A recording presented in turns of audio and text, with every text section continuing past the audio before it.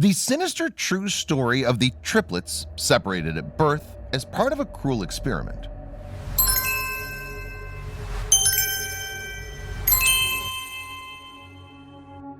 "1980 was a big year for Robert Shafran, as it was his first year starting college. His nerves were high and he was filled with excitement. But when he stepped foot onto the New Jersey campus, he realized making friends was going to be a lot easier than he thought.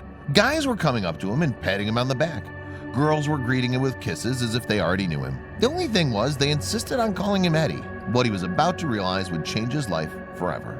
As he found his assigned living quarters, he was greeted by Michael Domitz, his new roommate. With shock in his eyes, Michael asked him what his name was and if he had a brother. When Robert told him no, Michael's next question was, "Are you adopted? And what's your birthday?" When Robert informed him that he had in fact been adopted and that he shared the same birthday as his previous roommate Eddie Galland, light bulbs went off in Michael's head. He screamed, "You have a twin. His name's Eddie." Robert was in shock. He couldn't believe his ears. Of course, the next thing the new friends had to do was call Eddie and inform him of his newfound twin. Michael could barely catch his breath to get the words out when Eddie answered the phone, and before they knew it, they were headed to Eddie's house to confirm this bizarre situation. Speeding along the highway, the boys couldn't contain their excitement, so much so that they were pulled over and ticketed on the way. So many questions were buzzing around in Robert's head. How could this happen?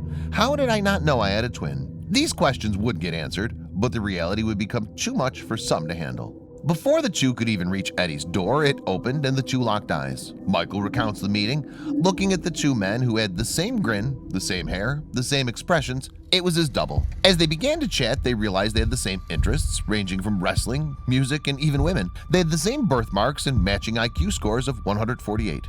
Geniuses by any standard. They were in shock and awe. They couldn't believe what was happening. They had just discovered a long-lost friend.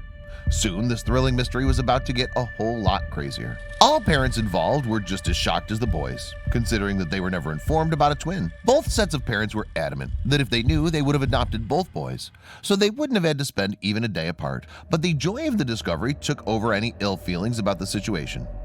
For a while, anyway. As news spread about their reunion, newspapers and TV stations were calling, hoping for a chance to interview the brothers. Soon, they received a call that would change the entire situation forever. When fellow college student David Kelman saw their picture in a local newspaper, he realized something amazing. He was staring at himself, ×2. Looking up the phone number of the Galland family, David called them immediately. The family had been receiving a lot of calls lately, so when they answered, they were a bit skeptical. But when David expressed the reason he was calling, Eddie's mom dropped the phone. David expressed he thought he was the third addition to this extraordinary duo. When the three met for the first time, the joy they had originally felt multiplied. They couldn't believe there was a third brother, all of them identical in looks and body language. Again, David's interest matched Robert's and Eddie's. There was no doubt in their minds they were triplets. They began to appear on even more TV shows, holding interviews for shocked crowds that wanted to see them in action. CNN Films created a documentary about the amazing story, and when interviewed and asked about the reunion, Robert said, "The initial meeting was just complete surrealism, but then once we got together, there was a joy that I had never experienced in my life, and it lasted a really long time." The three moved in together and started partying like no other, trying to catch up on all the time they'd lost together when they were separated. The triplets became so well known that even Madonna took note. She got them a cameo in her 1985 film, Desperately Seeking Susan. These genius-level boys were smart enough to use this newfound fame to start a life for themselves. Working as waiters during college, the boys realized starting their own restaurant was something they knew they could thrive at. They decided to open up their own restaurant, fittingly called The Triplets, in New York City. In the next couple of years, the boys turned into men, and all met great women, got married, and started families. They spent all day together, as well as putting on family gatherings whenever they could. They knew family time was the most important thing to them. Life was good.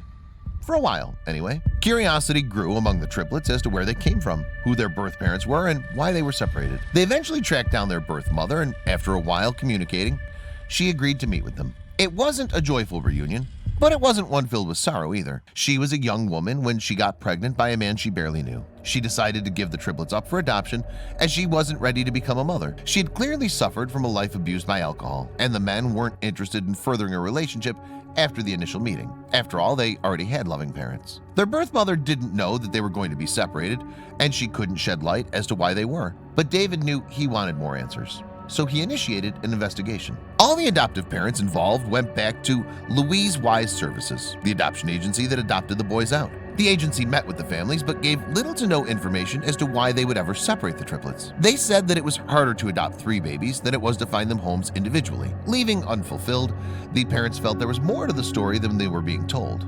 And there was. When one of the parents forgot an umbrella inside the agency and went back to get it, they walked in on a surprising scene. The people they had just had a meeting with were celebrating with a bottle of champagne, as if they had just dodged a bullet. But what were they celebrating? It was a question that would haunt everyone involved. All the families involved knew their children were part of a developmental study, but they were informed that psychologists were studying the effects of adoption only. What they didn't know was, in reality, they were studying the effects of nature versus nurture. They were doing so by separating twins and triplets to see what was a stronger force, nature or nurture. In other words, they intentionally separated the boys to study them like lab rats, with little regard for the emotional and psychological damage the separation would cause. The social experiment was led by Dr. Peter Neubauer, a psychiatrist in New York. He didn't choose the families at random either. All families had eerie similarities, like all having a daughter the age of 2 at the time of adoption. They all had different levels of wealth, a purposeful decision to gain further information on the nature versus nurture theory.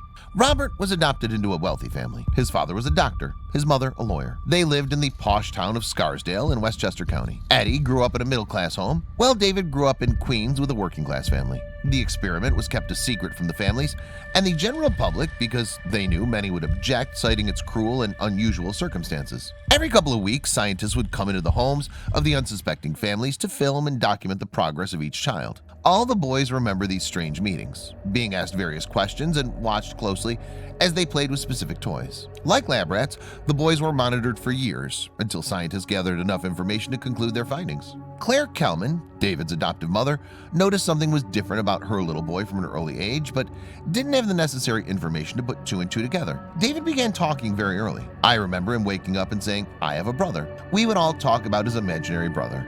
Only after all the situation was revealed did they know what was going on. It later emerged all the boys exhibited symptoms of separation anxiety during infancy. But that only made sense in hindsight, she said during an interview in the documentary. What's even more haunting about this case is that the set of triplets weren't the only ones affected by this heinous experiment. There are at least 4, perhaps dozens of other groups of children who were separated, many of which still don't know they have siblings out there. So why wasn't this information released? When the triplet story came to life, the backlash was immense. The obvious anger towards the scientists and adoption agency was obvious, so they decided not to publish their findings. The controversial findings are sealed at Yale University until 2066, leaving much confusion and mystery surrounding the results. The records hold vital information about other twins and triplets who may still not know they have family out there. Unfortunately for many of these victims, their story only got worse from here. According to Nancy Segal, doctor and author of the book Accidental Brothers, the eye-opening account of the boy's story expressed that the Louise Wise Agency dealt with these single women, mostly Jewish, who were pregnant, informing them that separation was best so that the babies wouldn't have to compete for attention, leaving them little to no choice in the matter. She also met with Dr. Neubauer before he died. What struck me most was he showed absolutely no remorse for what he'd done.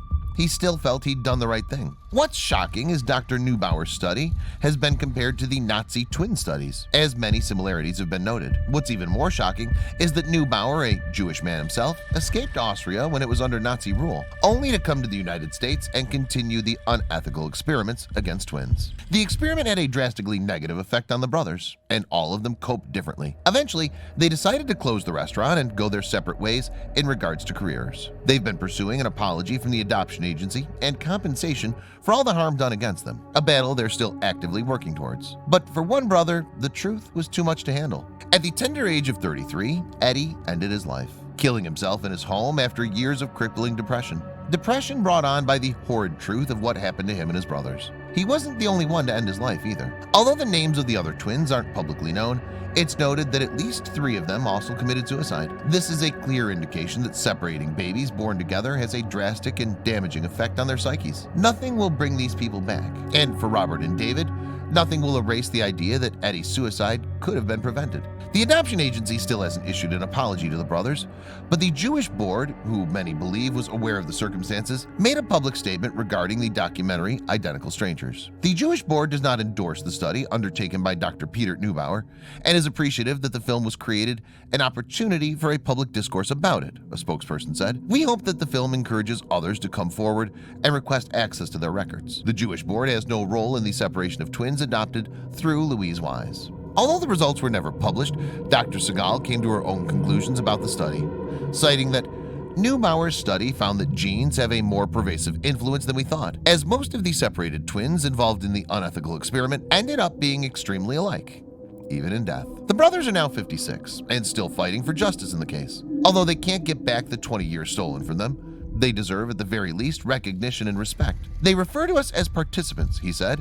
We weren't participants, we were victims. To get more information about this case and to get to know the brothers more in depth, watch the documentary Identical Strangers.